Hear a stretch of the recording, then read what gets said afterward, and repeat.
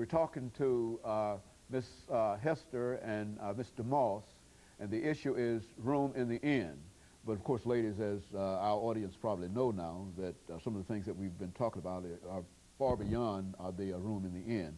Let's, Ms. Hester, give you an opportunity to give our audience some information as to how they might be able to assist you and Mr. Moss in terms of financial assistance or whatever kind of assistance that they might be able to render to you.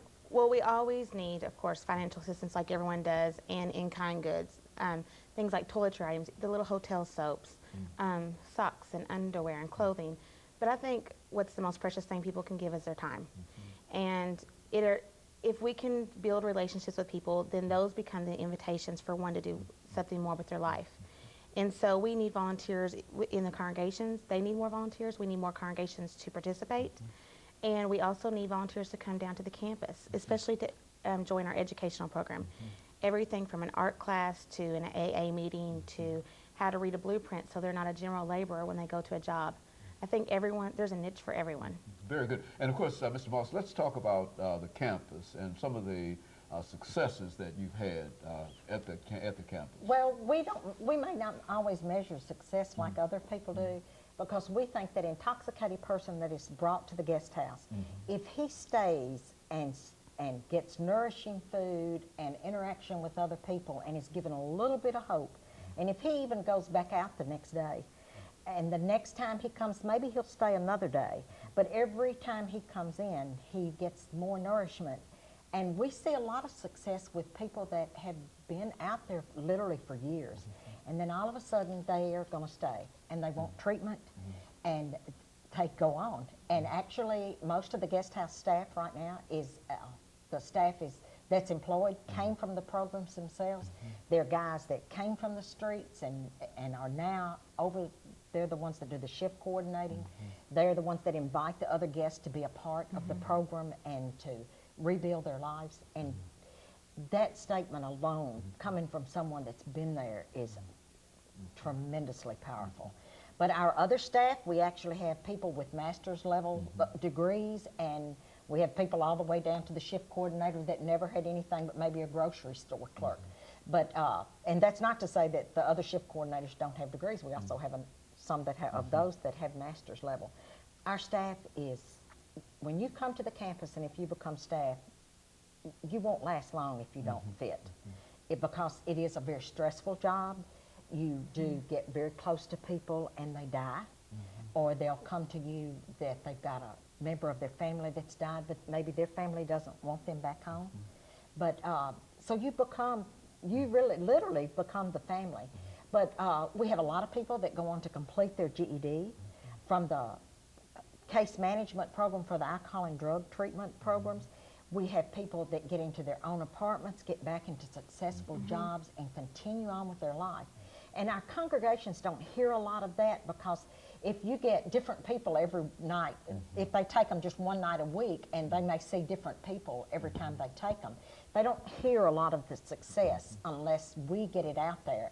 And I do think the campus itself needs to do a better PR of telling the successful stories and making it out there. But I think I got very close to several of the people over the years that I met from the very beginning. And we are seeing a lot of them that were first diagnosed with HIV/AIDS, that we've buried a lot of those in the last couple of years, that when 18 years ago when they came in, they just found out they had it. They didn't know what they really had or anything. But now we're seeing a lot of them die. And so what we're saying here is that you are aware on the campus of this as a real problem, AIDS, and that some of the individuals that you're dealing with on the campus actually have this disease. I think so, and I think anytime you work with any population, I know some people get afraid of TB. They think all of the homeless have TB and everything. I'll be honest with you, I think you're going to come up with somebody that can expose you to TB in your own congregation faster than you will the homeless. Rooming in requires that they have TB testing and everything before they come through the program. So they're actually healthy in that respect. But you have to remember, if you've been on the streets very long and you haven't had good nutrition and everything, and if you are an alcohol or drug user or an IV drug user, you're going to be exposed to everything, and sometimes they're not careful like they should be.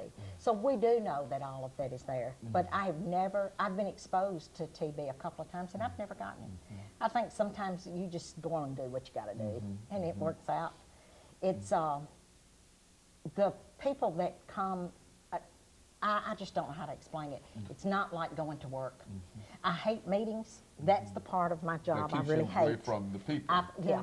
I like that connection. I like being able to sit down and talk to them and hear their stories and where they've come from and what they've done. And I got extremely close to one of the women that had been on the street. I had known her since she hit the streets. Long about the time she was 16 or 18, she'd off and on, you know, she'd run away or whatever. And she died about a year ago. And I did get very close to her, and she was, it really tore me up. And I knew her story too, and I knew that she had had problems with her family and everything. And it was very hard watching her die. And so, in that occupation, you have an opportunity to meet people over the years that you've seen them when they first came into the program, and now you've watched them. And so you've also watched some people who've been able to change their lives in a positive fashion, as well as people who... I think it's the ones that stick out in your mind often are the ones that grabbed hold and you couldn't let go. But I will share a personal story. I hope my brother doesn't mind. He actually came through the guest house. He was homeless. He was a bad alcoholic. And family couldn't deal with him anymore. Family often can't deal with alcohol and drug issues. And he came to the guest house. He stayed 6 months. He got sober. He celebrated his 5th birthday. We never know who's going to walk through our doors. You never know.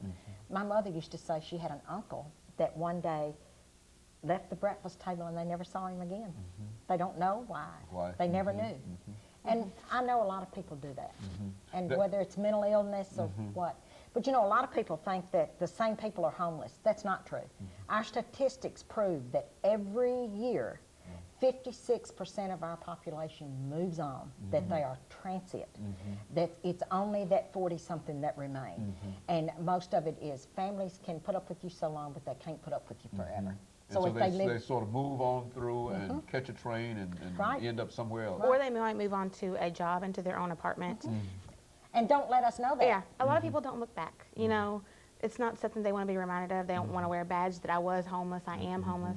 And so, unfortunately, we don't see every success story, but we do know that we have to judge success one day at a time.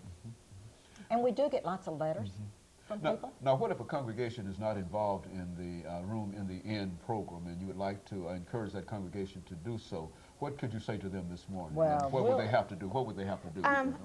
They could call me at 251-7019. They could ask for anyone in the Room in the Inn program. And a congregational coordinator said it once best when he said, when you ask another congregation to do Room in the Inn, you're not sharing the burden, you're sharing the blessing. It's really letting people put their faith into action. And so you would encourage those congregations that might not be involved in Room in the Inn? Absolutely. Absolutely, look into it. Half of our population pretty much breaks down into white and African American, and we would truly love to see more African American congregations participating. We want that role model, especially for some of the younger African American men. We have a lot of, it's like I said, it's pretty much split right down the middle. I think last year it was 47% African American, and then the 44% were white. So it's a real even split, and I would like to see that. More African American participation. I really would. They think you've lost a whole generation of people to drugs, and some of these younger people that are on the street, they need that role model so bad, and they need to be proud of who they are. Right. And I